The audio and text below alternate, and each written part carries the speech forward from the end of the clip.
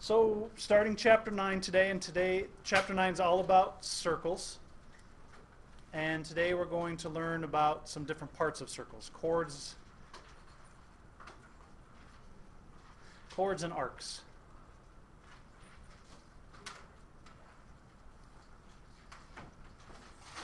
So let's start off with, we've talked a little bit about circles already. So before, when we talked about circles, we talked about a definition for a circle, and I said we'd come back to it a little later.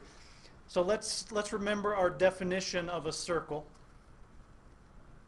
and we'll use, in this chapter, we'll use this definition to come up with some equations.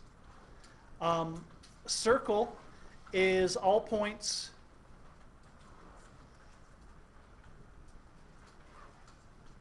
that are the same distance from the center.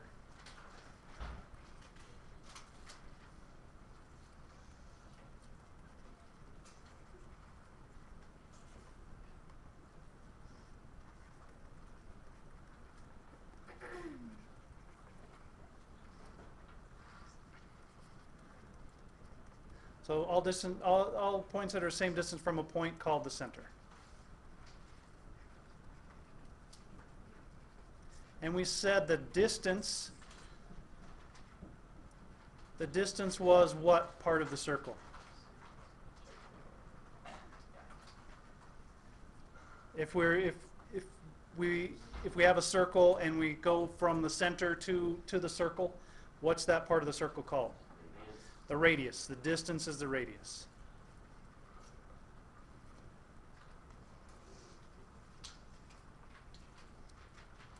So the radius and the center are two of the important parts of the circle that we need to know about, and we're going to learn about some more.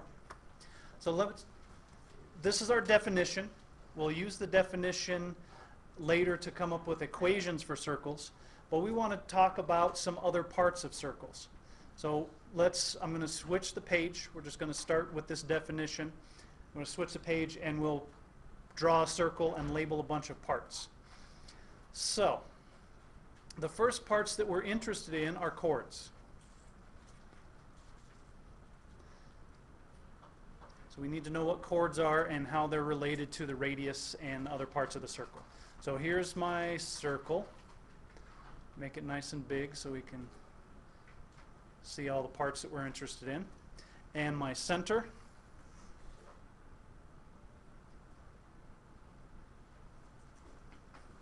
And I'm going to draw in a bunch of parts. So here is our radius. And I'm going to change the color on that one. Here is our diameter.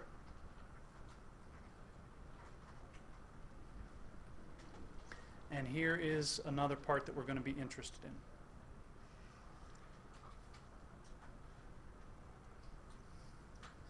So each of these has the endpoints of each of these segments is on the circle.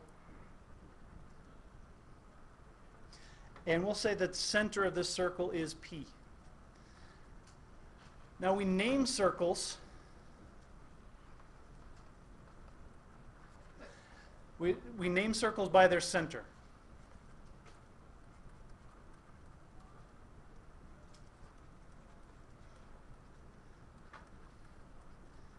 And the symbol that we use is a little circle with a dot in it.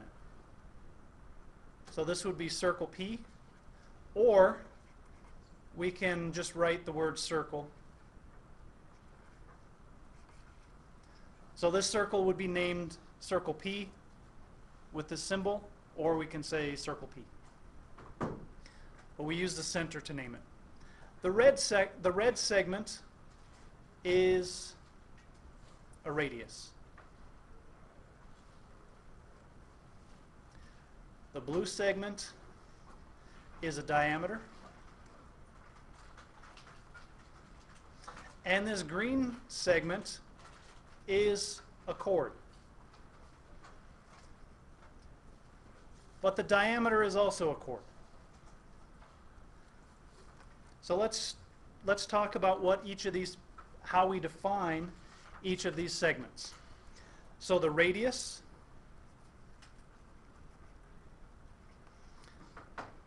always goes from the center to the circle.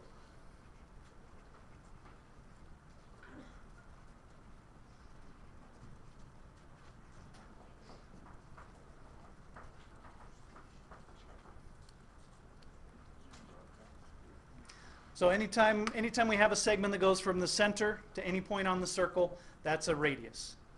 A chord is a new term. A chord is any segment whose endpoints are on the circle.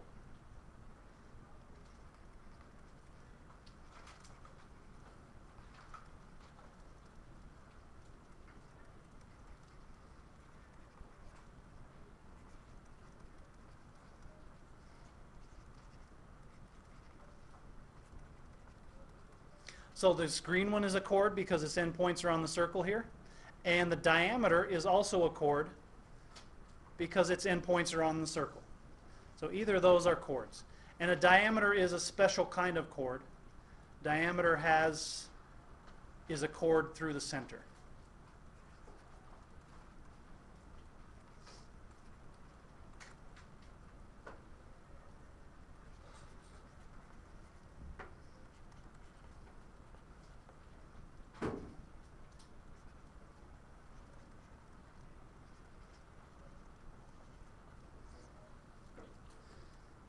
So any segment with its endpoints on the circle is called a chord, and a diameter is a special chord because it goes through the center. One important thing that we're going to need to remember in this unit when we're dealing with circles, what do we know about a radius, the length of a radius, no matter where we draw it? It's the same. All radii, any radius that I draw on the circle has the same length. So a lot of times when we're solving problems with circles and we can't figure something out, if you draw in another radius, that might help you solve the problem because you know that each radius of the circle is the same length. So, and we'll talk about that in a little bit. So these are important segments inside the circle, the radius and chords, and the diameter is a special kind of chord.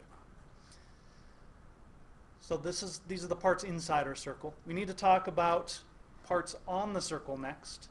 We're going to talk about arcs. Everybody good with this drawing? Okay? So let's talk about arcs next.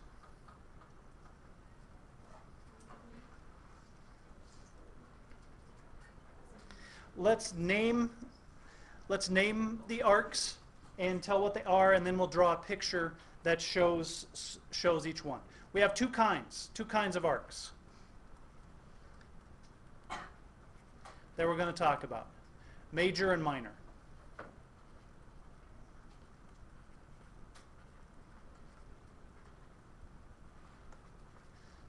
we're going to be interested in two kinds of arcs.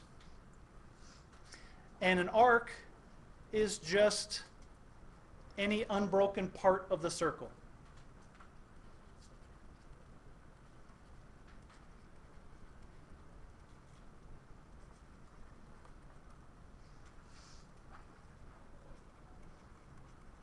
So we're just talking going partially around the circle, and we're not breaking it into pieces. So any unbroken part of a circle is an arc. The endpoints are on the circle.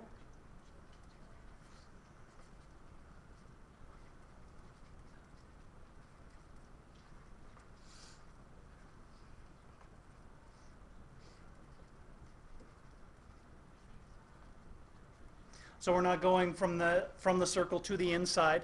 So we're just talking about being on the circle. A semicircle.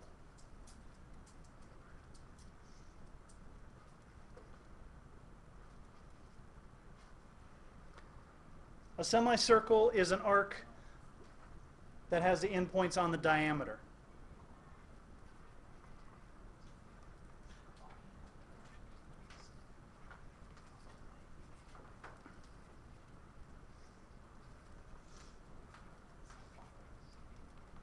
So what's another way that we could say semicircle? If we're going from one side of the circle on a diameter to the other side of a circle on the diameter, how much of the circle is that? Half. So a semicircle is just a half circle.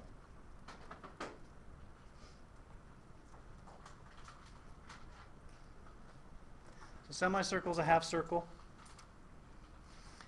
A minor arc, one of our two kinds, a minor arc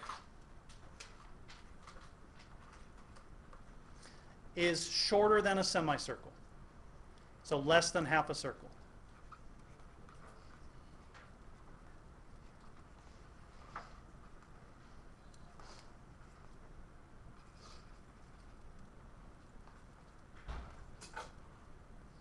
So this is less than half.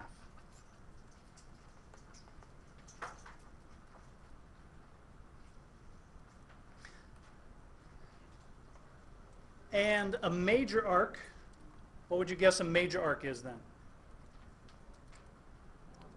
More than half.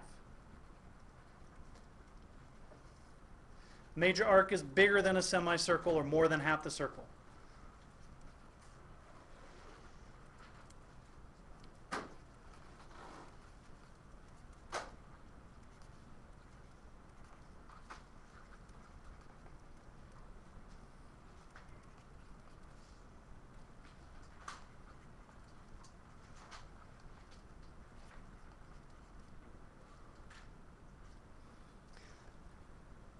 So a major arc is more than half. So now that we know what these things are, let's draw a picture and show what a major arc and a minor arc look like. Is everybody good with this? With what we have? All right, let's draw a picture. So here's my circle. And we're going to put some points on the circle. A, B. We'll put the center at P again. And we'll draw in a diameter.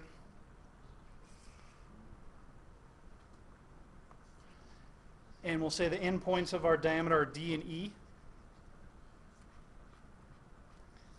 And we have a point over here at C. So we name an arc with its endpoints, and we use a little curvy symbol for an arc. So this arc here is a minor arc.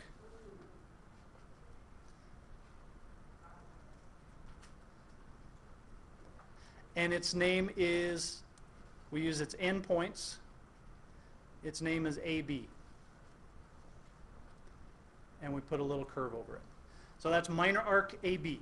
From A to B is a minor arc. Smaller than a semicircle. And we used its endpoints and a little curve over it. Let's draw in a semicircle. So I'm going to put that one in purple. So we'll go around here. So we have a semicircle.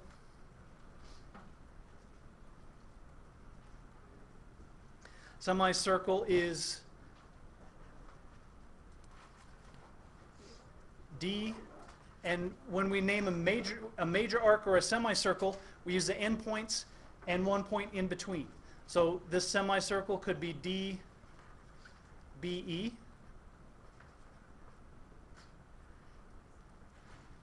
or we could have a semicircle down here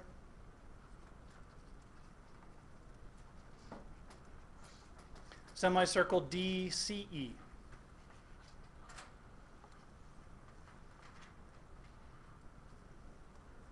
So for a minor arc, we just use the endpoints, and when we just have 2 points, we're going straight from one point to the next. So this AB tells us I'm not going around this way from A to B. I go straight from A to B. When we name a semicircle or a major arc, we use the endpoints and one point in between. The point in between tells us which direction we're going. So I go D through B to E. Here I go D through C to E.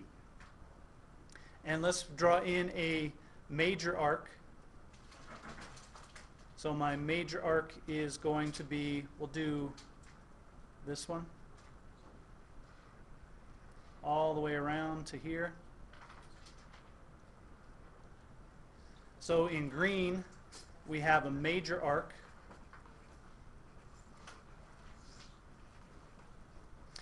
A, and I'm going to use one point in between, BC. So that tells me I go from A through B all the way to C. So I could name this major arc. I could also call it AEC, would be a major arc. And we have a couple other minor arcs that we could talk about. We have minor arc AD, minor arc AC, minor arc CE, major arc DBC, from here all the way around to here. We could have a major arc from BEC, that's more than halfway around. So we have lots of different arcs that we can name here. And again, this circle is circle P, or we can call it circle P. Questions on how we name arcs? So minor arc, 2 points, the endpoints. A major arc or a semicircle, 3 points, where the 2 points on the outside are the endpoints and 1 point in between. So we use the endpoints and a point in between for a major arc, and just the endpoints for a minor arc. And we use the little curvy part to tell us that we're talking about an arc. Are we all good on this? So this first section is all about defining what we're talking about, all the parts that we need, and we're going to use these terms, use these symbols for the entire chapter. So the next thing we need to talk about, we talked about the segments inside circles, the chords and the radii. Then we talked about around the outside of circles, the arcs. Now we need to talk about how we measure arcs. We want to measure them. That's part of what we do in geometry, is we talk about what they are, and then we talk about measuring them so we can figure out how they relate to each other. So we're going to measure arcs now. And we measure arcs in 2 ways.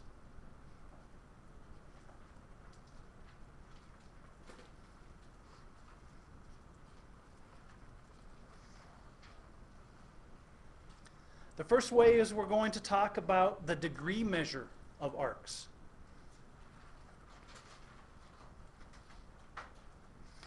And after we talk about the degree measure, then we'll talk about the arc length.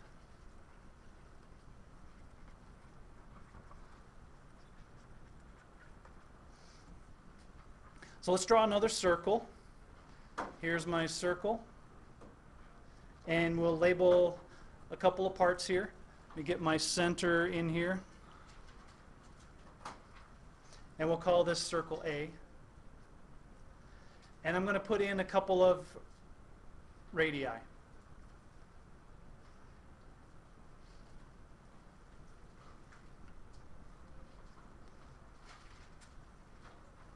And this is going to be point B and this is point C.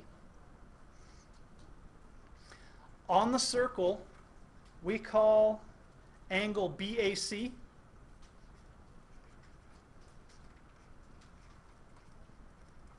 is a central angle.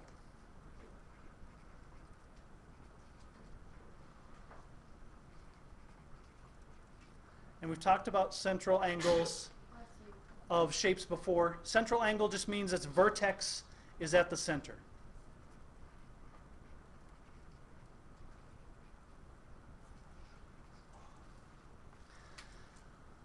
So angle BAC is a central angle. We call arc BC,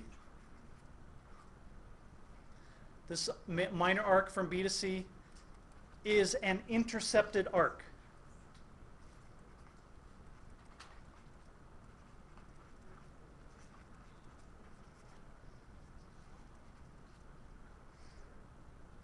of angle BAC. So it's just telling us that at the end points of the radii, this is the arc that goes from one side of the angle to the other side. So we call arc BC an intercepted arc.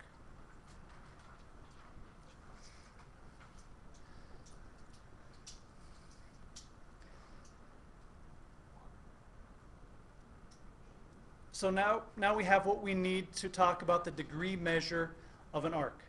The degree measure of a minor arc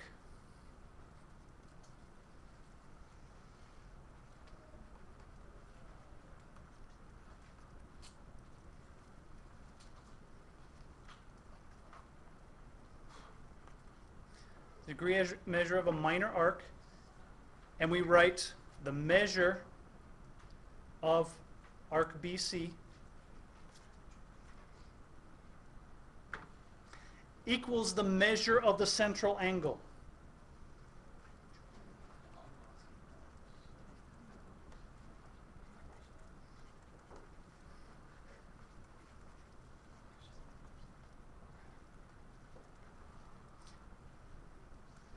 Measure of angle BAC. So when we're talking about the degree measure, we use the little m. The degree measure of arc BC equals the measure of the central angle. So the degree measure of arc BC is the same as the measure of angle BAC. So however many degrees arc BAC is, angle BAC is, then the arc BC is going to be that many degrees. So if this angle were 50 degrees, if the measure of angle BAC is 50 degrees, then arc BC is going to be 50 degrees. If the measure of angle BAC was 100 degrees, then the measure of arc BC would be 100 degrees. So it's the same as the central angle. Now, how many degrees around is it around the entire circle? 360. So if we know the measure of this arc or this angle, how do we figure out the measure of what's left? Subtract from 360. So if we know the measure of a minor arc, to find the measure of a major arc, what's left, we just subtract from 360. So the degree measure of a major arc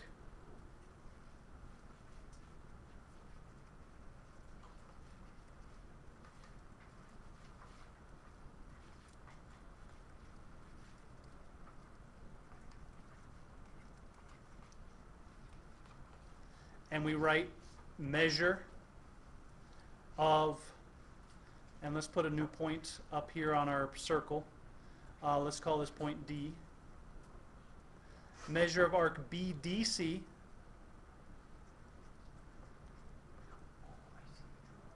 this major arc that goes from here all the way around to here.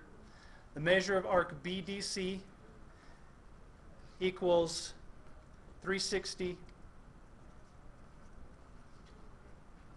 minus the measure of arc BC. So we subtract from 360. He's not here today.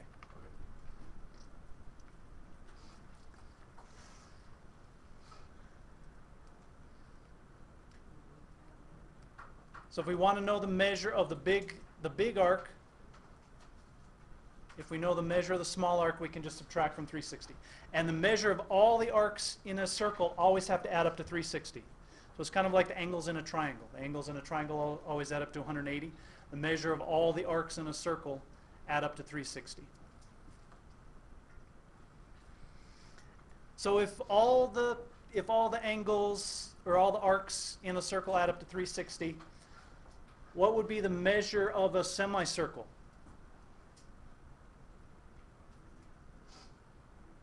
180. Semicircle is half a circle. So the measure of a semicircle is 180. So the degree measure of a semicircle is 180.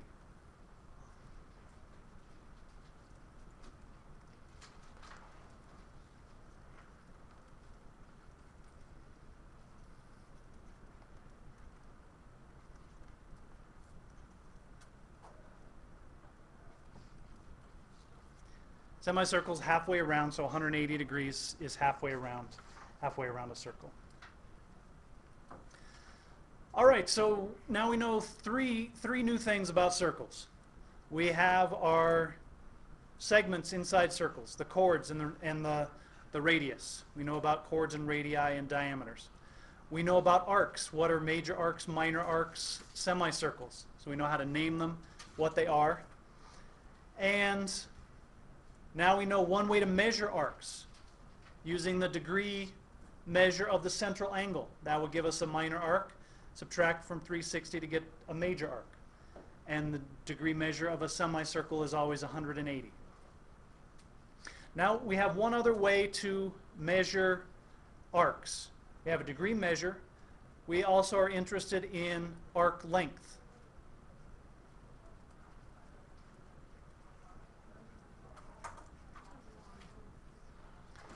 We do have there's a lot of definitions that we have to talk about today.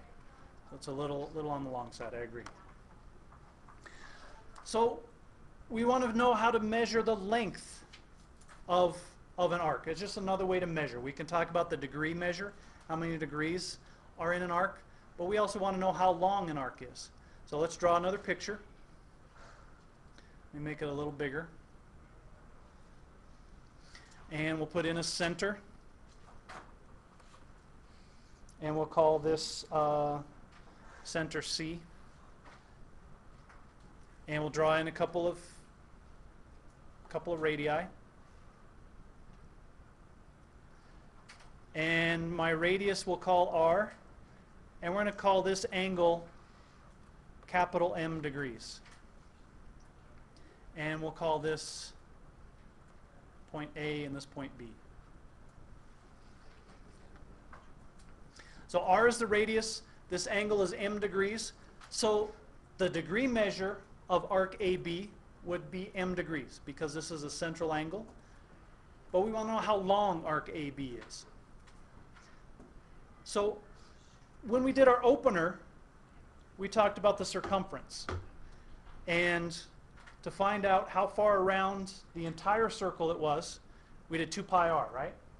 That's how far it is around the whole circle, 2 pi r. Well, what we do to find the length of a portion is we want to know what fraction of the whole circle this is.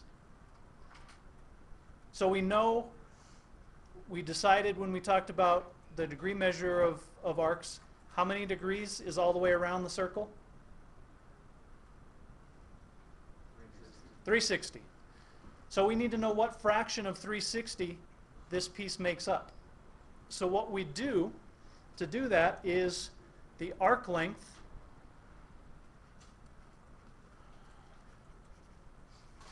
the length of arc AB,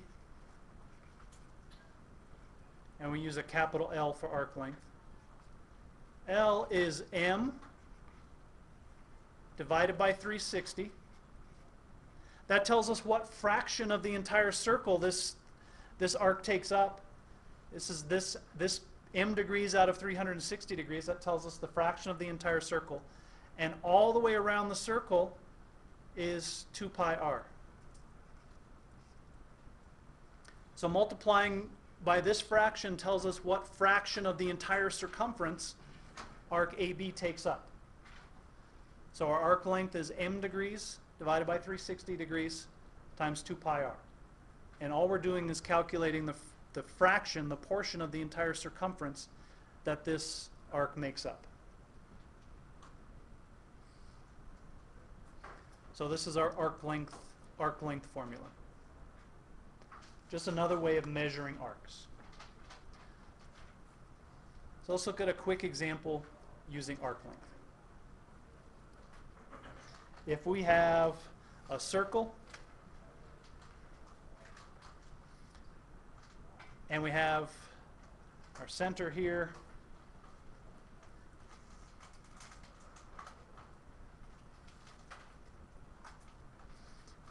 and this angle is 40 degrees, and this is 16 millimeters for our radius.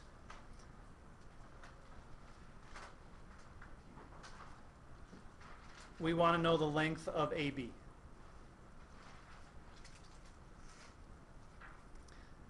of arc AB, the length of arc AB. So we're just going to use our arc length formula. Our arc length is 40 degrees divided by 360 degrees times 2 pi times a radius, which is 16. And you can calculate this pretty much any way, any order that you like. You can divide 40 by 360 and get a decimal, and then multiply it by 2 times pi times 16. You can multiply 2 times pi times 16, multiply that by 40, divide everything by 360. So you can do it in that order also.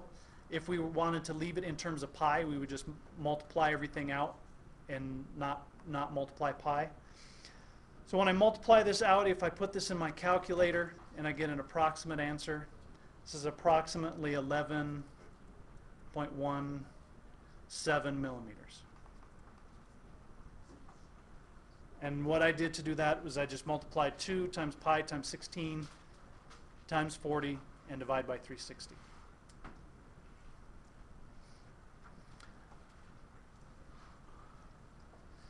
Questions on that?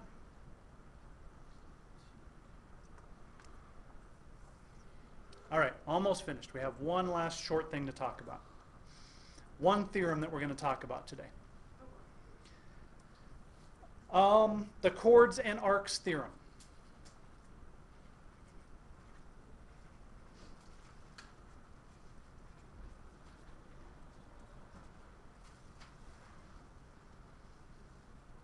So the chords and arcs theorem tells us what happens when we know that two chords are the same. So let's draw a picture, and we have a circle, and in our circle we have two chords, like so.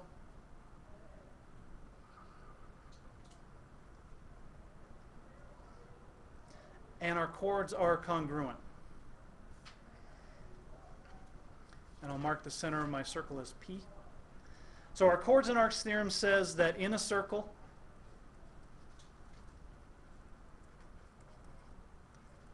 or in two congruent circles,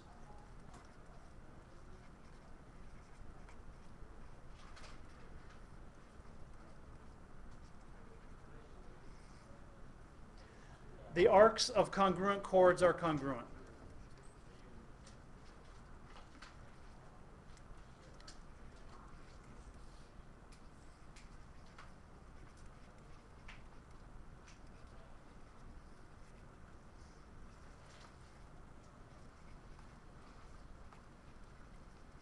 And for our picture, let's put some points in here. Call this A and this B, and this C and this D. This tells us that AB, arc AB, is congruent to arc CD. Because these two chords are congruent, my two arcs are congruent.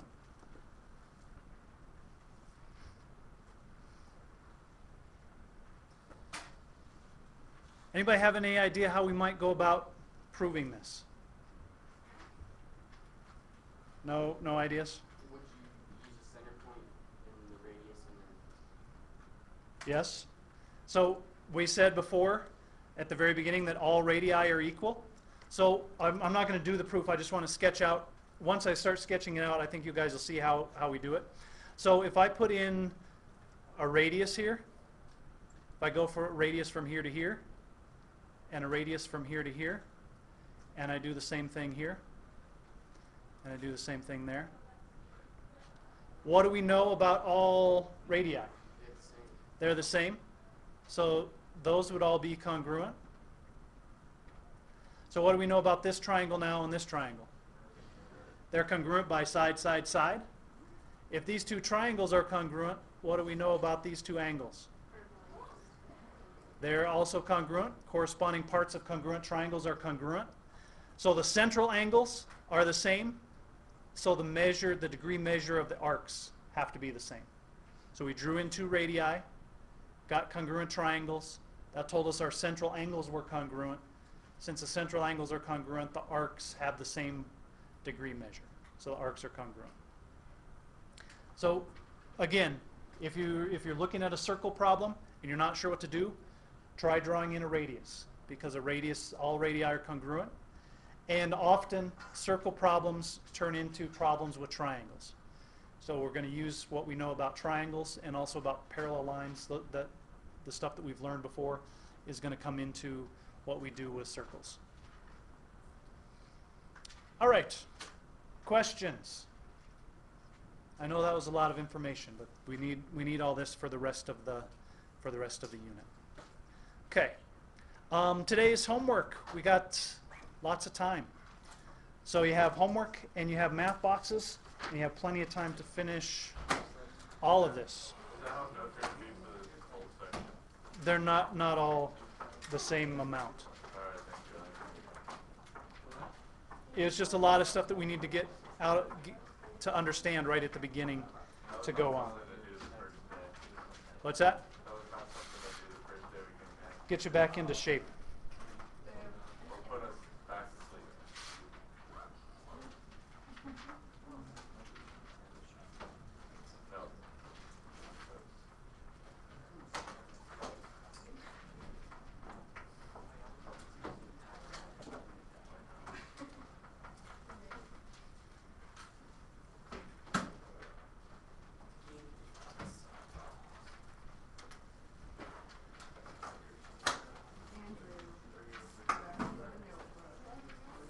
All right, there you go.